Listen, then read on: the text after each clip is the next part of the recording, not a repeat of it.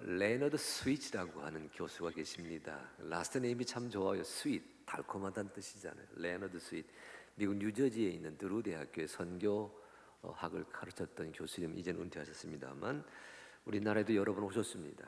아주 예리한 통찰로 교회의 미래를 예견하시고 또 통렬하게 꾸짖으시는 그런 미래학자이신데, 그분이 한 10여 년 전에 쓰신 책 가운데 참 책 제목이 독특하고 도전적입니다. The Gospel According to Starbucks. 그대로 번역하게 되면 스타벅스가 전한 복음서, 그런 책을 내셨어요. 스타벅스가 전한 복음서. 우리말로도 번역이 되었는데 우리말 제목은 이런 책입니다. 교회 스타벅스에 가다. 여러분, 스타벅스는요 1971년 3월 31일에 창립되었지요. 그런데 2019년, 지금 40년 만 되었습니다만 2019년 11월 당시, 금년 2020년이고 제가 살펴본 데이터가 2019년 11월 가장 최근 것이더라고요. 2019년 11월 당시 64개국에서 총 23,187개 매점을 운영하는 다국적 기업이 되었습니다. 전 세계 매출이 2019년 말 현재 30조 원. 2019년도에 우리나라에서도 소위 스타벅스 코리아, 우리나라에서도 매출이 1조 5,223억 원에 달했습니다. 레너드 스윗 교수가 사람들이 스타벅스에 몰리는 이유가 뭘까? 그 질문에 대한 대답을 하기 위해 이 책을 쓰셨어요. 여러분, 우리 우장산역 건너편에도 스타벅스가 있습니다. 이 와중에도 스타벅스는 장사를 잘 하고 있더군요. 제가 말씀 준비하기 위해 한번 가봤거든요. 스타벅스에 사람들이 몰리는 이유가 뭘까? 여러 가지 얘기가 있습니다만 한 가지, 레너드 스윗 교수가 지적하고 있는 한 가지 얘기, 스타벅스에서는 커피를 마시는 것이 아니라 스타벅스가 줄 수 있는, 스타벅스에서만 느끼는 커피 문화를 경험하게 만든다, 이렇게 말하고 있어요. 스타벅스에서만 경험할 수 있는 커피 문화, 그것이 있는 까닭에 사람들이 줄을 서서 스타벅스에서 여러분, 아가 뭐지요? 젊은 사람 하나도 없네. 그러면 아바라. 야, 이게 우리 하늘빛 교회 많이 연식이 되셨습니다. 아는 아이스 아메리카노, 아바라는 아이스 바닐라 라떼. 예. 그렇게 줄을 서서 아바라 아를 주문해요. 왜? 커피를 마시기 위한 것이 아니라 커피 문화를 경험하게 만든다는 겁니다. 스타벅스에서는 고객이 커피를 주문해서 마십니다. 스타벅스에서는 커피 한 잔을 나누는 현관을, 안방을, 응접실을 고객들에게 제공합니다. 스타벅스에서는 커피 한 잔과 나누는 그 문화를 주고받는 고객과 커피하우스, 라이프하우스의 관계를 유지하면서 많은 사람들에게 스타벅스 매니아가 되게 만든다고 하는 그런 얘기를 쭉 관찰하고 계셨습니다. 그러면서 이런 말을 해요. 경험하게 하고, 느끼게 하고, 참여하게 하고, 관계 맺게 하고, 그 스타벅스 동네의 이 매출 올리는 방식입니다. 그걸 교회 생활에 교인들의 교인됨에 적용하는 겁니다. 교회에서는 경험하게 하고, 교회에서는 참여하게 하고, 교회의 이미지가 생동감 있게 만들고, 교회의 관계를, 교인들의 관계를 살아 움직이게 엮어가는 것이다. 스타벅스 화면 나왔댔어요? 다시 한번 보여주세요. 네. 내가 기대했던 게 아직 안 나왔는데 하나 더 있지요. 예, 저 이미지 세계 어디 가도 똑같습니다. 이런 까닭에 많은 사람들에게 커피를 음료수가 아닌 문화로 소비하게 만들었다는 이야기를 우리에게 주면서 레너드 스윗 교수가 이렇게 얘기합니다. 믿음이란 무엇이냐? 신앙이란 무엇이냐? 하나님을 아는 것이 아닙니다. 예수를 배우는 것이 아닙니다. 하나님을 경험하는 것, 하나님을 체험하는 것, 그것이 믿음이다. 이렇게 정의를 내리십니다. 신앙은 머리로 하는 것이 아니라 삶으로 우리 하나님이 살아계신 주님이라고 하는 것을 체험하게 하는 생명이다. 성경책은 사람이 하나님을 어떻게 생각하는지를 보여주는 글이 아니라 한 개인이, 한 공동체가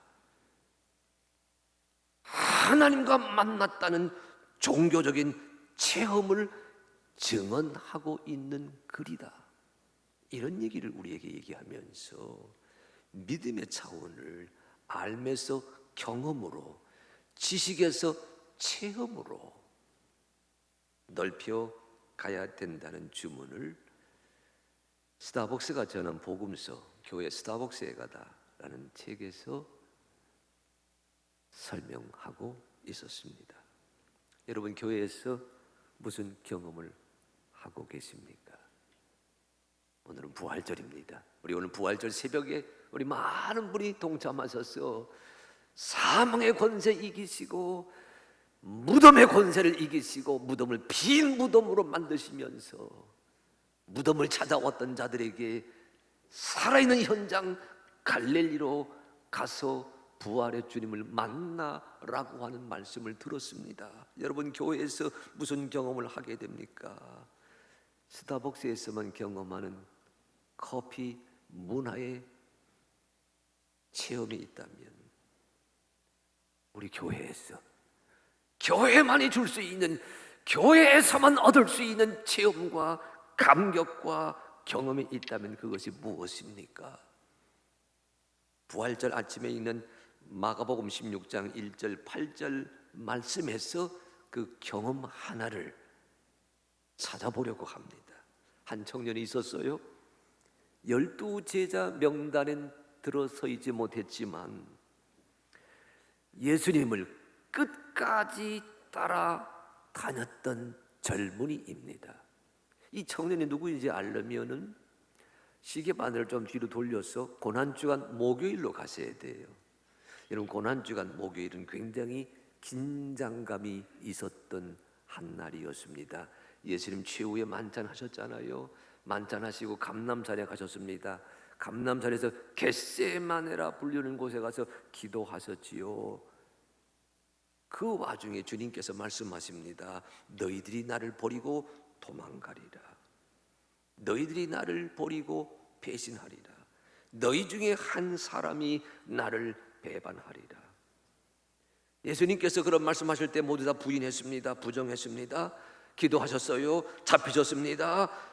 붙들려서 대제사장 가야바의 집으로 끌려가서 이제 넘겨지고 신분 당하게 되는 기가 막힌 시련의 출발이 목요일 밤에 펼쳐지게 됩니다. 여러분, 이 고난주간 목요일의 그 스토리를 예수님의 입장이 아니라 제자들의 입장에서 보게 되면요, 실패와 좌절과 절망의 연속이었습니다. 여러분 아시잖아요. 12제자 가운데 수제자 베드로는 예수님을 모른다고 3번씩이나, 닭이 2번 울기 전에 3번씩이나 예수님을 모른다고 부인하게 됩니다. 12제자 가운데 가장 수하게 영특했던, 진리에 밝았던 가룟 유다는 예수님을 팔아넘기는 장본인이 됩니다. 예수님 제자 셋을 데리고 감람산에 가셔서 겟세마네 가셔서 기도하다 하실 때에 예수님 혼자는 땀이 피가 되도록 기도하셨지만 그 나머지 제자들은 길바닥에 누워서 잠을 자기에 여념이 없었습니다. 마음은 원이로되 육신이 연약했던 제자들의 모습이 목요일 저녁 예수님 제자들의 실상입니다. 네, 여러분, 이런 마당인데도 보세요.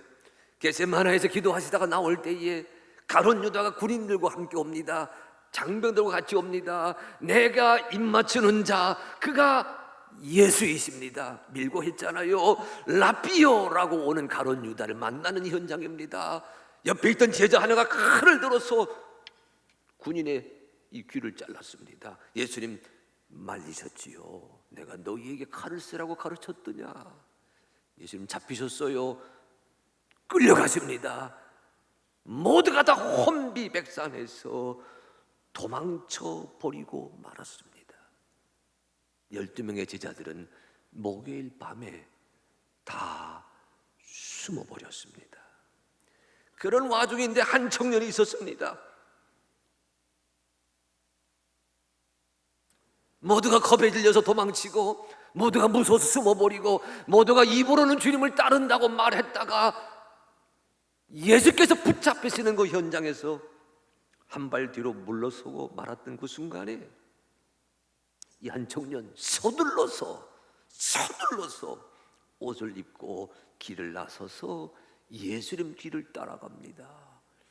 12 제자가 도망쳐 버렸다면 나라도 지켜드려야지. 서둘러서 옷을 입고 예수님을 따라갔습니다. 그런데 얼마 가지 못해서 그도 붙잡혀요.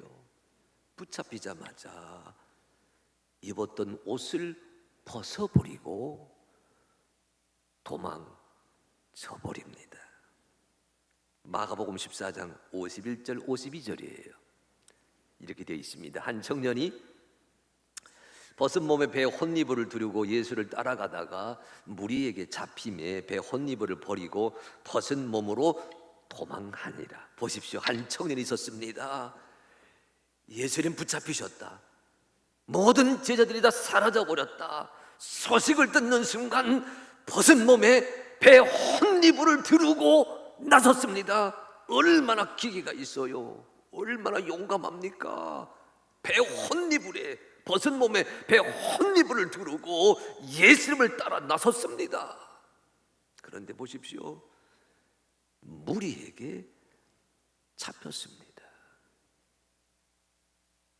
용감하게 나섰지만 칼과 창으로 무장한 군사들이 자기의 길을 가로막게 되자 세상의 권력 앞에서 무력하게 포기하고만 젊은이입니다. 여러분 보십시오. 예수님을 따라 나섰다가 무리에게 붙잡히게 되자 이 청년 순발력을 보십시오.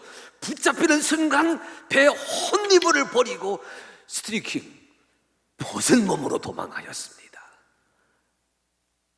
굉장한 순발력이잖아요. 용감하게 나섰습니다. 사형을 딱 보니까 꼼짝 못하잖아요. 붙잡혀주는 거지요. 그러나 죽음의 자리인 것 같다 판단하는 순간 혼니부를 버리고 옷을 다 벗어버리고 벗은 몸으로 도망쳐 버렸습니다. 여러분 그 청년이라고 생각하지 마십시오. 이 청년입니다. 여러분 그 사람이라 생각하지 마십시오. 우리 그리스도인이에요. 내 모습입니다. 우리의 좌표예요. 주님을 따라가겠다고 나섰습니다. 그러나 기억하세요. 신념만으로는 예수님을 끝까지 따라갈 수가 없습니다. 내가 붙드는 신념이 아니라 나를 붙잡아주는 믿음이 없다면 주님의 제자가 될 수가 없습니다. 나섰습니다. 따라갑니다. 끝까지 가겠다고 다짐했습니다. 하지만 세상의 권력, 세상의 권세, 세상의 회방, 세상의 무력 앞에 무참하게 무릎 꿇고 양보하고 맙니다. 주여 아시지요? 마음은 원이로되 육신이 연약합니다. 그럼에도 우리에겐 재치가 있습니다. 붙잡혔지만 세상이 우리를 붙들고 늘어지지만 그래도 발가벗은 몸이라도 도망쳐 목숨을 구해야 되겠다고 외치는 그런 행동이 우리에게도 있습니다. 그 청년 아닙니다.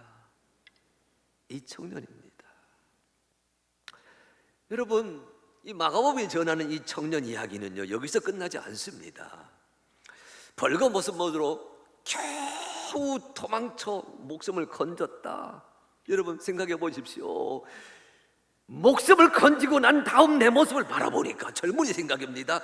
야, 내가 이것밖에 안 되나? 얼마나 절망했을까요? 내 모습에.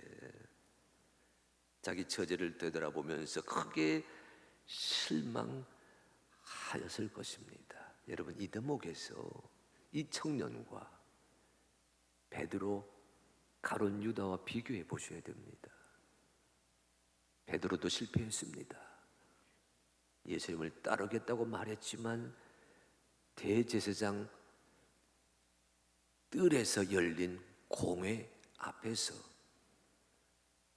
한 여종이 너도 저 사람과 한패 아니니? 라는 말에 나는 그를 모른다, 나는 그를 모른다, 나는 그를 모른다 3번씩 부정하였습니다. 그때 막 닭이 2번 울었지요. 닭의 울음을 듣는 순간 성경은 말합니다. 베드로가 후회하면서 눈물을 흘렸습니다. 베드로는 후회하였습니다. 여러분, 실패와 좌절은 가룟 유다도 마찬가지입니다. 마가복음에 나오지 아니하지만 마태복음에 나오는 스토리를 정리하게 되면 가룟 유다도 예수님 공의의 법정에 끌려 서 있는 모습을 보는 순간 내가 무죄한 피를 팔고 죄를 범했다라고 생각하면서 뉘우쳤습니다. 후회했습니다. 그리고 스스로 목숨을 끊었습니다. 그런데 이 벌거벗고 도망쳤던 청년은 정반대의 길을 갑니다. 후회하기보다는, 절망하기보다는, 눈물 흘리기보다는 이 청년은 마가복음을 가만히 묵상해 보게 되면 실패했다고 여겨지는 그 자리에서 예수님께서 감람산에서 제자들에게 하셨던 말씀을 떠올렸습니다. 예수님 이렇게 말씀하셨어요. 마가복음 14장 27절 28절입니다. 예수께서 제자들에게 이르시되 너희가 다 나를 버리리라. 이는 기록된 바 내가 목자를 치리니 양들이 흩어지리라 하였음이니라. 그러나 내가 살아난 후에 너희보다 먼저 갈릴리로 가리라. 너희가 다 나를 버리리라. 그러나 내가 살아난 후에 너희보다 먼저 갈릴리로 가리라. 여러분, 이 청년이 무너진 자리에서, 실패한 자리에서 나의 처량한 모습을 되돌아본 자리에서 나를 보지 아니하고 나만을 살펴보지 아니하고 나를 보면서 말씀하셨던 예수님의 말씀을 떠올렸습니다. 너희들이 다 나를 버리리라. 주님은 나의 모자람을 아셨구나. 주님은 나의 부족함을 아셨구나. 주님은 내가 발가벗고 도망치리라고 하는 사실을 예견하고 계셨구나. 그러면서 떠올렸습니다. 그렇게만 말씀하지 않으셨지. 주님은 내가 살아난 후에 너희보다 먼저 갈릴리로 가겠다고 말씀하셨지. 보십시오, 여러분. 나만을 보면 자괴감에 빠지지만 나의 실력, 나의 처지, 나의 형편만을 보게 되면 절망의 자락에 머무를 수가 있지만은 이 청년 보십시오. 내 모습보다는 그런 나를 가리켜서 하셨던 예수님을 떠올렸습니다. 예수의 말씀을 떠올렸습니다. 예수님의 약속을 떠올리는 순간 여기 있어서는 아니 되겠다. 주님께서 살아난 다음에 갈리로 가겠다고 말씀하시지 않았는가? 절망의 자리, 실패의 자리에서 부활의 주님이 주실 새로운 기회를 기대하게 되었습니다. 제가 새벽에도 잠깐 말씀드렸습니다. 여러분, 주님의 말씀은 지식이 아닙니다. 양식입니다. 주님의 말씀을 지식으로 저장하지 마십시오. 주님의 말씀을 지식으로 저장하는 순간 그 말씀 저장한 곳은 헛간이 됩니다. 주의 말씀을 먹으셔야 됩니다. 주의 말씀을 소화하셔야 됩니다. 주의 말씀을 양식으로 삼아야 됩니다. 주의 말씀을 양식으로 삼게 되는 순간 주께서 행한 말씀, 그 말씀을 붙들고 있는 내 삶은 헛간이 아니라 곳간이 됩니다. 레너드 스윗 교수가 우리나라를 방문했을 때 인터뷰에서 이런 말을 한 적이 있어요.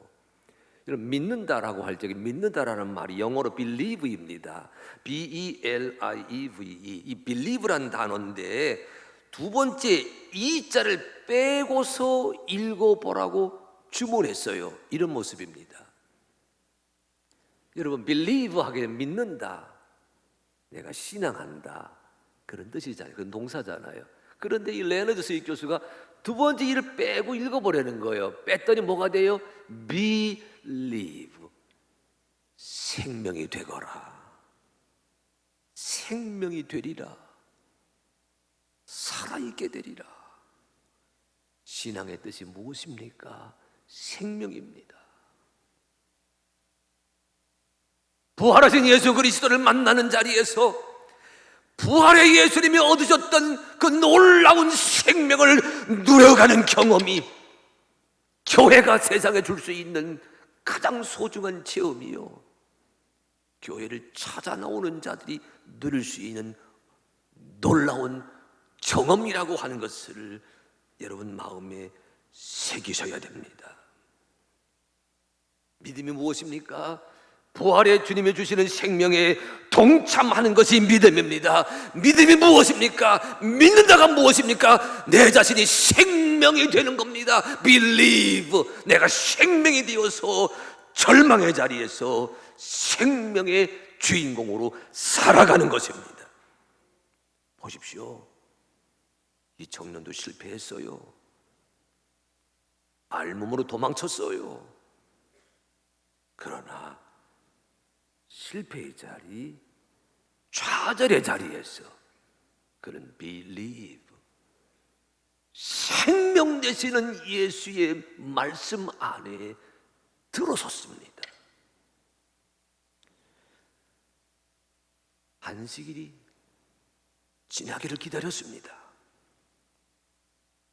주님이 죽임을 당하시지만 3일 만에 살아난다고 말씀했던 것을 손으로 꼽으면서 안식일이 지나기를 기다렸습니다. 3일 만에 살아나리라. 선지자 호세아가 했던 말씀입니다. 호세아 6장 1절로 2절입니다. 오라, 우리가 여호와께로 돌아가자. 여호와께서 우리를 찢으셨으나 도로 낫게 하실 것이요, 우리를 치셨으나 쌓으며 주실 것입니다. 여호와께서 이틀 후에 우리를 살리시며 셋째 날에 우리를 일으키시리니 우리가 그의 앞에서 살리라. 여러분, 내가 살게 된다고 합니다. 나를 살려주십니다. 내가 일어난다고 합니다. 나를 일으켜 주시리라. 내가 하나님 앞에 선다가 아닙니다. 하나님이 나를 하나님 앞에 서게 해 주시리라. 사흘 만에 살아나서 우리로 하여금 하나님 앞에 살아가는 생명의 주체가 되게 하신다는 그 약속이 선지자 호세아의 말씀입니다. 이 청년을 붙들었던 구약의 말씀입니다. 말씀 안에 들어서는 순간 청년의 발걸음이 달라집니다. 청년의 발걸음이 빨라집니다. 나만을 보았을 때에는 무너지는 인생이지만 말씀을 보았을 때에는, 약속을 기대할 때에는, 오늘 새벽의 용어입니다. 눈을 우러러 하늘을 바라볼 때에는 발걸음이 달라지고 발걸음이 빨라지고 발걸음이 새로워지는 인생이 됩니다. 겟세마네 동산에서는 도망쳤던 이 청년이 안식 후 첫날 매우 일찍이 해 돋을 때에 그 어느 누구보다도 골고다 근처 예수의 무덤으로 달려갔습니다. 마리아 일행이 찾아오기도 전에 예수께서 계시는 그 무덤으로 달려갔습니다. 그리고 예수님께서 무덤을 떠나 갈릴리로 가시겠다고 하는 말씀을 들은 주인공이 되었습니다. 여러분, 이 말씀을 이해하시려면 마가복음 16장 6절을 다시 한번 읽어보셔야 됩니다. 이렇게 되어 있어요. 16장 6절입니다. 무덤에 들어가서 마리아 일행이 막달라 마리아와 야고보의 어머니 마리아, 예수의 어머니 마리아와 그 다음에 살로메 마리아, 세 마리아가 무덤에 들어갔어요. 봤더니 먼저 성경 말합니다. 흰 옷을 입은 한 청년이 우편에 앉은 것을 보고 놀라매 청년이 이르되 놀라지 말라. 너희가 십자가에 못 박히신 나사렛 예수를 찾는구나. 그가 살아나셨고 여기 계시지 아니하니라. 보라, 그를 두었던 곳이니라. 마리아 일행이 무덤에 들어가서 누구를 만났어요? 흰 옷을 입은 한 청년을 만났습니다. 이 청년이 누구인지에 대해서는 복음서마다 설명이 엇갈립니다. 마태복음에서는 하늘에서 내려온 주의 천사라고 불렀습니다.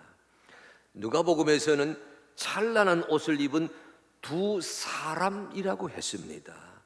요한복음에서는 흰 옷 입은 두 천사라고 했습니다. 다 달라요. 근데 여기 마가복음에서는 그냥 흰 옷을 입은 한 청년입니다. 여기 청년을 가리키는 헬라어 단어는 어려운 말이지만 여러분에게 하나 소개합니다. 네아니스코스란 단어입니다. 예, 청년이란 단어인데요. 마가복음에서 두 번 나오는데 어디 나오느냐? 지금 읽으신 16장 5절 이 성경하고 아까 읽으신 14장 51절, 52절 배 혼니부를 벗은 몸에 덮고 예수를 따라가다가 붙잡히자 혼니부를 벗어버리고 벗은 몸으로 도망쳤던 청년, 그 청년, 마가복음 14장에서도 청년, 여기 16장에서도 청년, 이 청년을 가리키는 똑같은 단어가 두 번 나오는데 성경에서 마가복음에서 거기와 여기 딱 쓰여 있습니다. 게다가 이 청년이 옷을 입은 모양새도 여기 16장 6절에서 이렇게 되어 있잖아요. 흰 옷을 입은 한 청년이 그랬습니다. 그런데 아까 14장 51, 52절에서는 뭐라 그러는 거 아니? 배 혼니부를 두르고 오라고 했습니다. 거기에서는 두르고, 여기서는 입고라고 했는데 두르고나 입고라고 되어 있는 헬라어도 똑같은 단어를 써 놓았습니다. 게다가 문법적인 형태도 같아요. 그래서 성경학자들, 신약학자들이 이구동성으로 이렇게 말합니다. 이 발가벗고 도망치던 청년과 예수님 부활하시고 빈 무덤을 지켰던 청년을 동일 인물로 생각합니다. 무슨 소리입니까? 마가라는 이야기입니다. 마가가 예수님을 따라갔습니다. 12제자 명단은 끼어있지 않지만 마지막 순간을 쳤습니다. 하지만 죽음의 자리에서 그는 발가벗은 채 도망쳤습니다. 도망친 자리에서 예수의 말씀을 떠올리게 되는 순간 3일 만에 살아나신다. 그 음성 붙들고서 무덤으로 달려갔습니다. 예수를 체험합니다. 예수가 갈릴리로 가신다 말씀하시고 떠나는 자를 지키고 앉아 있었습니다. 그래서 죽음의 자리, 부정하다고 여겨지는 자리를 찾아오는 마리아에게 말하는 겁니다. 부활하신 주님 여기 계시지 아니하고 갈릴리로 갔다 갈릴리에서 만나보거라. 여러분, 마가복음 16장 6절로 7절입니다. 청년이 이르되 놀라지 말라. 너희가 십자가에 못 박히신 나사렛 예수를 찾는구나. 그가 살아나셨고 여기 계시지 아니하니라. 보라, 그를 두었던 곳이니라. 가서 그의 제자들과 베드로에게 이르기를 예수께서 너희보다 먼저 갈릴리로 가시나니 전에 너희에게 말씀하신 대로 너희가 거기서 배우리라 하는지라. 아멘. 여러분, 기억하세요. 산 자는 무덤에 있을 까닭이 없습니다. 무덤은 죽은 자의 자리이거든요.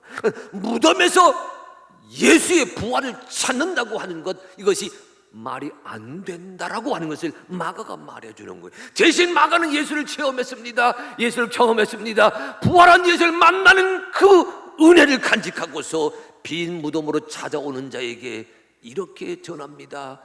갈릴리로 가서 예수를 만나라. 거기서 부활의 주님이 너희를 만나겠다라고 말하였느니라. 생명을 뜻하는 단어가 헬라어로 두 개가 있습니다. 보실래요? 하나는 비오스, 다른 하나는 조에. 비오스라고 하는 단어는요, 생물학적인 생명을 가리킵니다. 엄마 몸에서 태어났지요. 수가 정해져 있습니다. 생존해야 되는 인생을 가리킬 때 헬라어로는 비오스라고 말합니다. 생명을 가리키지만 또 다른 단어가 있어요. 조에란 단어입니다. 조에. 이 조에라고 하는 단어는 여러분, 아까 얘기한 레너드 스윗 교수의 번역에 따르게 되면 눈부시게 화려하고 풍성한 영적인 삶에 해당이 됩니다.